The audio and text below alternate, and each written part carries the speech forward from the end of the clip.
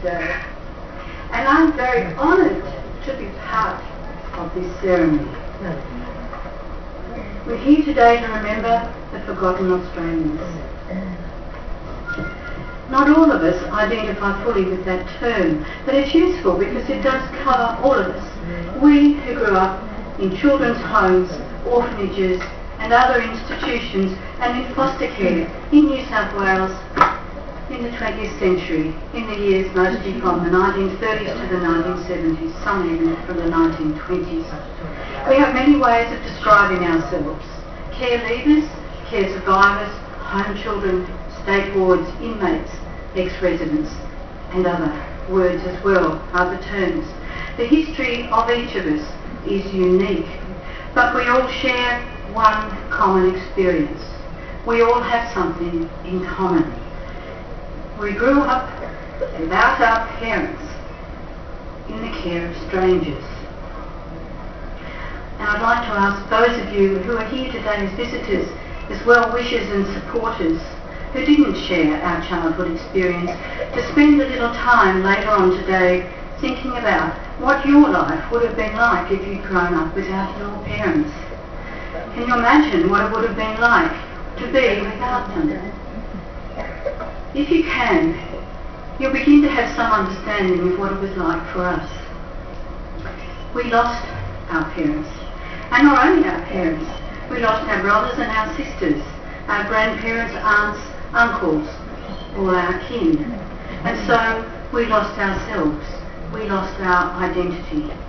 Family stories, family holidays, Christmases and birthdays, family characters and family friends, they all add up to you as a child in your family. This is your history. You take it in unconsciously and it shapes who you are and who you become. We did not have that. Why? What happened? The era of our childhood, not really so long ago, the recent past, was a very different time. No single parent's pension, few preschools, no before or after school care, no holiday care, no respite care, none of the community or government supports for families that we take for granted today. Indeed, the word care was not used then. The words that were used were welfare and charity. When families broke down or broke up, in any family crisis, whether it was major or minor, there were very few options for parents and their children. This was a time, the years up to the 1970s or so, when it was assumed that all families had two parents, a breadwinner and a homemaker, and if they didn't, it was an aberration, and somehow their own fault. Of course, that was never the full reality, but social policy operated as if it was. So when one parent died or deserted, was ill, including mentally ill, or was unemployed, or when families were just too poor to carry on, the usual option, almost the only one, was to put the children in a home. It had little to do with whether our parents loved us or wanted us, and everything to do with whether they could manage to keep us. It's also a sad fact that in the post-war era, many children ended up in homes who were the children of war veterans.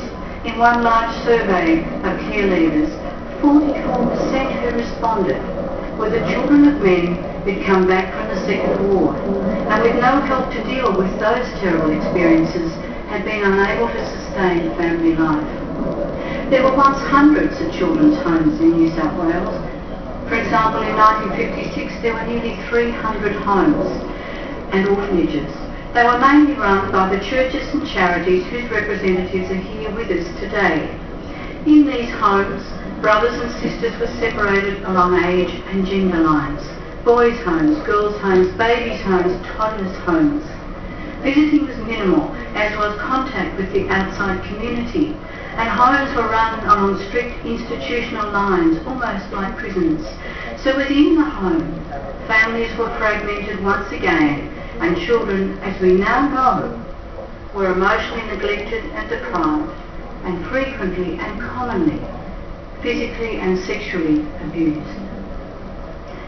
What did we feel in our home that wasn't a home? We felt abandoned and forgotten. We felt fear and shame. We often felt hopeless. Said one to his father, "I thought I must have done something terrible, but I didn't know what it was." Many children and young people worked for no pay in laundries and on farms to earn money for the institution. A great many missed out on education, and most left their care with no preparation for life in the world outside the home. In New South Wales in the 20th century there were around 200,000 children in what we now call out-of-home care. Half of them in these non-government homes and orphanages and institutions, the other half in state care, usually with the state as their guardian. The welfare, as it was always called, was the other scenario. This was when the New South Wales Department of Child Welfare, now D.O.C.S, got involved. Then, children were removed from their families, often by the police. After that, you were taken to a receiving depot, and all of us here who were state wards of New South Wales will remember Bidura or Royalston. Then a court appearance where you, the child, were charged with being neglected in what felt like the first of your crimes. Then you were made a state ward and either fostered or sent to one of the department's 30 or so institutions. And as a foster child, you stood to lose almost all knowledge of your birth family and of your brothers and sisters, simply through separation and a lack of concern that you stay connected. And you could be back and forth between those institutions and multiple foster placements, always made to feel it was you who had failed. If you were lucky, you landed in a good placement, but it depended on luck and the goodwill of the strangers you were assigned to. And one thing we must take away from today is the determination that children's well-being should never depend on luck and the goodwill of strangers. The other way you came to the notice of the department was as an uncontrollable child, and you know I say that word in inverted commas. If this happened, you could end up in one of the training schools, like Parramatta Girls or Mount Penang. I wish I had time to say more. And as I thought, when your training needed to be intensified, Tamworth for boys and Hay for girls, both of them housed in former colonial jails. What happened to children and young people in these institutions is one of the blackest chapters of our welfare history. Hear, hear.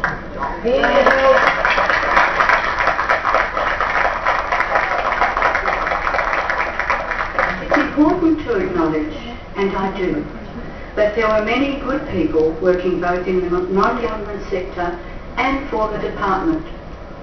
But they were working within a system and a set of policies which took no account of children's families, feelings, or human needs. And so children suffered, and they carried that heavy load of trauma and loss with them into their adult lives.